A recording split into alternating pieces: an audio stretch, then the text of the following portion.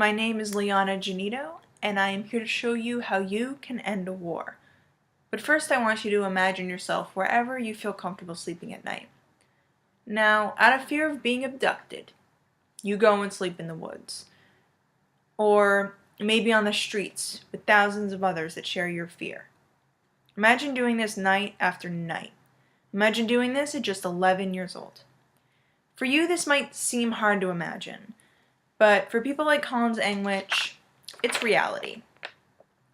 When Collins was 11 years old in northern Uganda, she was a night commuter, which meant every night you would go sleep in the jungle or on the streets, not because you were homeless, but because of a fear of the LRA. She recalls being fed up with sleeping in the jungle one night, and so she stayed home, only to be woken up by someone saying they needed to hide because the LRA were close by. The Lord's Resistance Army would go through villages and burn down houses, murder, capture. And as Collins cried in the jungle, she feared this would only end with her capture. But as you can see, Collins, she got her education. She got her dream. And we want to see more stories like hers. You can find many stories like hers to connect to because 440,000 people that have been displaced and the 330,000 that have been captured are people just like you and me.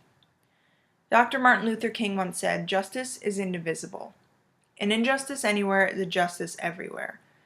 In the next 5 minutes or so, I will show you as Emerson students, as leaders and ambassadors of our generation, how we can combat this injustice by Joseph Kony and the LRA through awareness, advocacy, and action in the Zero LRA campaign by Invisible Children.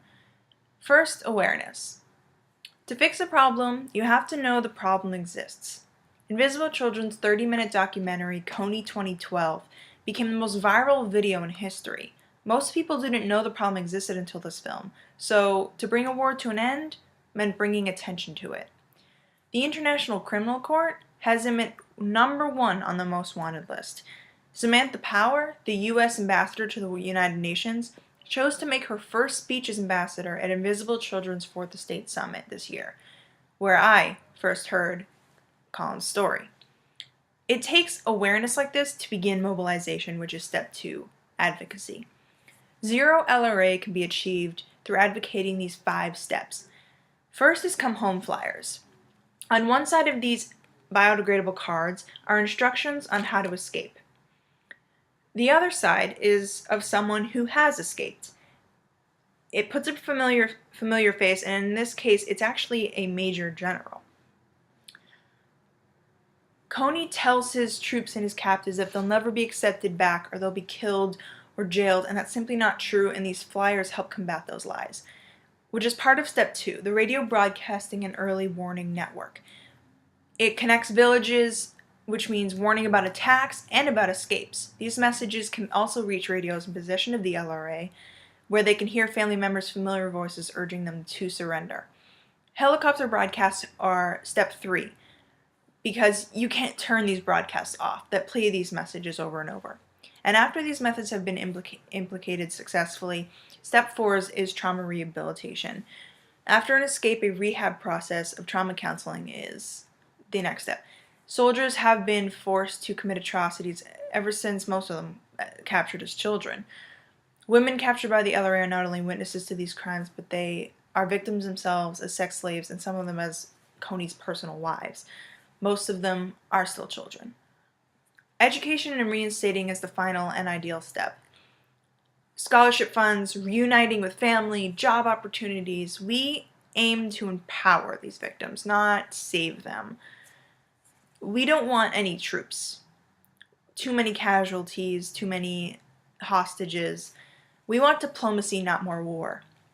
I, along with thousands of other supporters, lobbied our representatives to pass bills like Rewards for Justice, offering bounty for information leading to the live capture of war criminals like Kony. Most recently, a bill that ended our government shutdown involved funding to continue the efforts to capture Kony. We made Kony famous through awareness. We tweeted and wrote and called our government through advocacy. Now we act by funding these efforts. IC is a nonprofit, so in order to continue to implement these effective methods, we need to fundraise. Emerson's goal is $10,000 by the end of December.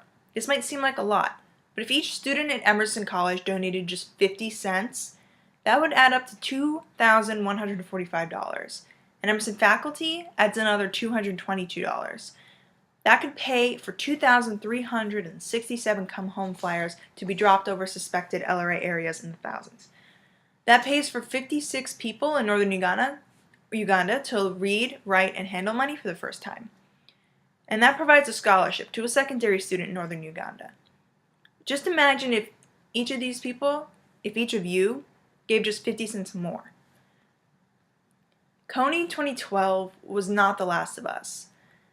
If we let this slide, we're telling the whole world and people just like Kony that they can get away with it. By seeing this to an end, we can prove that our generation, the millennials, will not tolerate these violent acts on any soil. We aim to celebrate every life and every escape, but we stand for nothing. No child soldiers, no killing, no war, and no LRA. We have 250 soldiers, 140 women, and 80 children left to bring home. It can start with attending an Invisible Children at Emerson meeting, or going to a screening like the one on October 22nd, or buying a bracelet for just $5 made by Ugandans employed by Invisible Children. In conclusion, we as Emerson students, as world citizens, as God's chosen people, have the skills and the heart to achieve zero LRA through awareness of the conflict, advocacy of Invisible Children's solutions, and action through fundraising for these efforts. You can donate at give.invisiblechildren.com/0LRA Boston. History takes attendance. Will you be present?